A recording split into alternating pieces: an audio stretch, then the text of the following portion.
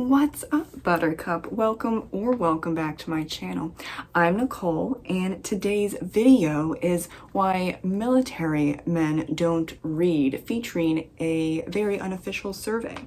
I have seen the past couple months at least 15 videos about why men don't read. I appreciate all of those videos, and there's for sure many more on this topic.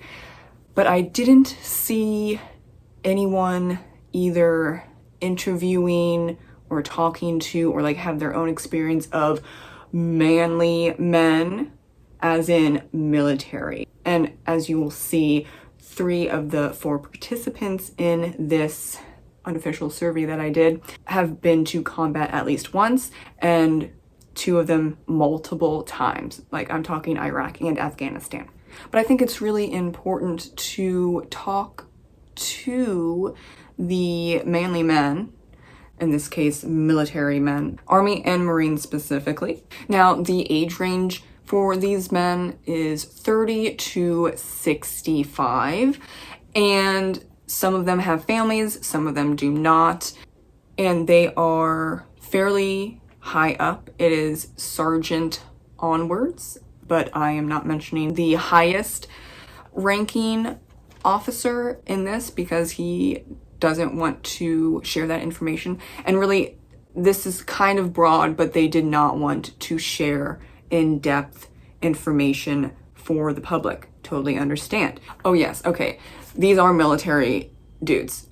There's gonna be a lot of cursing. If you don't like cursing, this probably is not the video for you. If you're in public and you don't mind cursing or there's kids around, you might want to watch this later or put headphones in, because there are going to be direct quotes with a lot of F-bombs. I also know them, and I very much so know my husband. I'm not friends with the other 3.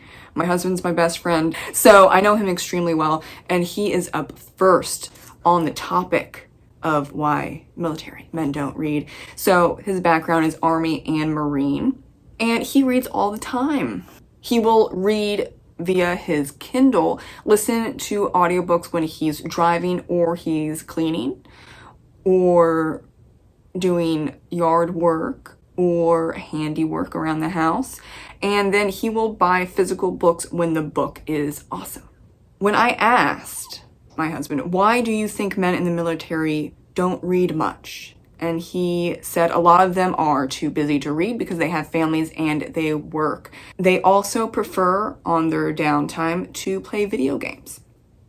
When they are reading, they read for work, including Tom Clancy. Not sure if people count that as pleasure and for work. In the military, Tom Clancy is extremely popular, and he is so accurate that many military people, no matter the branch, will read Tom Clancy for work and for pleasure. The second person, nicknamed D, Army, National Guard, he doesn't read for fun, and he just doesn't have the time because of his work and his family. The third person, this is the officer, DE, that's his nickname. He's an indie writer and reads a couple books a month in his genre if he has the time, due to his high position in the military and having a wife and multiple kids. And person number 4, Steve, Army, he reads sometimes fiction and nonfiction. He's too busy to read and prefers to play video games on his downtime, but will read when he feels like it. When discussing this topic of why men don't read, the common reasons why, specifically not reading for fun, because all of them will read for work, but they're not reading for fun. They're busy with work and family, and they don't really have downtime to read for fun. And stated by several participants, they said that the military is a cross-section of American society, and a lot of Americans don't read in general. If they are reading, it's usually men's health magazines, gun magazines, MMA magazines, hunting magazines, and military themed magazines, not just the participants, but as a whole, like in the military, magazines are pretty popular. Now, on the enlisted side of the military, this isn't all branches, okay?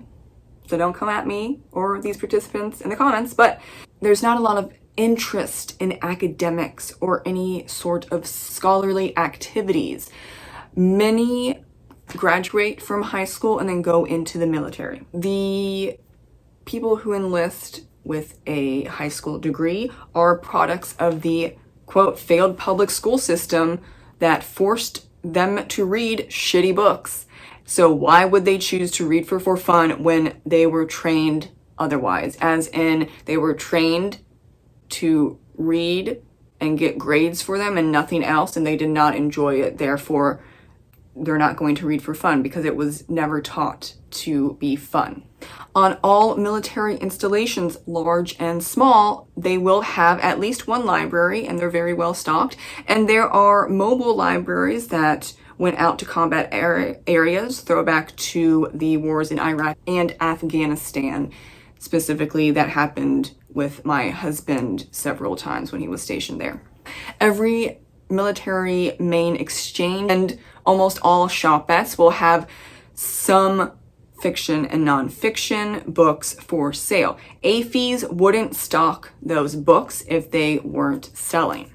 But they're definitely selling more copies of hunting and fishing, military history books, etc. and so forth than insert popular book on the market right now. When I asked about men reading books written by female authors, they didn't care, but they don't read romance or erotica. If an article about guns, for example, was written by a woman and it's accurate, that's important, accurate, then they would not care. And, quote, they would think it's hot. I mean, that's true. Okay. At least for these 4 participants, they think that's hot. You got this fire safety knowledge, and you know how to shoot a gun, and you know the 4 gun rules, and you just know all the things. That's very attractive. Because they want to talk guns. Yep. They do. My husband also added that in the 90s, there were way more people in the military reading books. And specifically, that's because there was no internet or smartphones. There was internet. Okay, I'm saying like you're in a combat zone. There's no internet in the 90s. Okay, so don't be smart with me or my husband. Thank you. Reading's been replaced by video games, the internet, smartphones, etc. You don't even need a TV. If you have a smartphone, you can watch movies on there. A television, a laptop, a desktop. Books have become, in a way, obsolete, and it's not just for people in the military. It's for everyone. And there's a whole conversation to be made about phone/device addiction, and that is a real thing. It is a problem everywhere, including in the military. The easy access to the internet is a huge part to these participants' opinions. With the decline of reading for fun and or you're stuck on a Navy ship or in Iraq and there are books available. So really we're stuck here. What do we have to do? Oh, there's a library. Okay. Versus now, they're skipping the library 9 times out of 10. And this was shared by my husband as an example. The Sookie Stackhouse and Game of Thrones novels were very popular at an undisclosed location. Can't talk about that specifically. For men and women because they were in the middle of nowhere with no internet, no TV. Everyone got together, read Game of Thrones by George R.R. Martin, and read the Sookie Stackhouse series by Charlene Harris. 2 totally different types of books, but they were still enjoyed by these men and women, and it didn't matter that it was or was not their preferred genre if they even read it all, because there's nothing to do. Now, when I stated books are not written by or for men, I got a resounding, that's wrong. Actually, that's fucking wrong. Okay, and I quote, "There are plenty of books written for and by men. You just have to do some work and stop being lazy bitches and do your research." Now, I'm just gonna leave that there. The topic of Target was brought up, or Barnes and Noble, and my husband sees me glance at the book section in Target basically every time we go there. So he understands this thing. Like, he wouldn't choose most of those books. However, and he says, quote, "You go into Target and what do you see? Women's clothing. Target's appealing to their main demographic, which is women. What's wrong with that? Because when you go onto a military installation, like we just talked about, it's for a specific demographic. That's not necessarily wrong to do." Another quote, "It's true that books winning more awards and that are in the news are not appealing to men, specifically military men, but that's because the traditional publishing industry is like the movie industry. They are appealing to other writers, checking specific boxes that at any given time think those specific boxes are important, which is always changing." And into another quote, "I have no doubt there are lots of Tom Clancy and Michael Crichton and Dale Brown and Dean Koontz books being sold, and they're not winning awards, but they're cashing in fat fucking checks because they're writing good stories and not trying to win fancy awards to please other artists. They are trying to please the readers," unquote. "You may have to either find books on Kindle or used bookstores, but, quote, many manly books exist. Do the work and it will pay off." For suggested authors, we have quite a few because after this conversation, we just had to talk about some great books. And these, of course, are subjective because art is subjective. But if you want recommendations from military men, here we go. I'm going to share the first one as a quote and then go into it because this is a real quote. Okay. "Early Stephen King before he got off the blow," unquote. So whenever that is, you might have to do some research. When he got off the blow. That was a resounding agreement. Yeah, okay. I only read one Stephen King book and I didn't like it. But Stephen King Before the Blow is a big recommendation. Now we have quite a few other recommendations. They were very enthusiastic. So here we go. Dean Koontz, Blaine Perdue, Michael A. Stagpole, Tom Clancy, Michael Crichton, Dan Brown, Dale Brown, George R.R. Martin, William R. Keith, Victor Milan, James D. Long, Robert N. Charette, Victor Davis Hanson, Larry Nevin, Jerry Pournelle, Bernard Cornwell, Patrick O'Brien, Robert A. Henlin,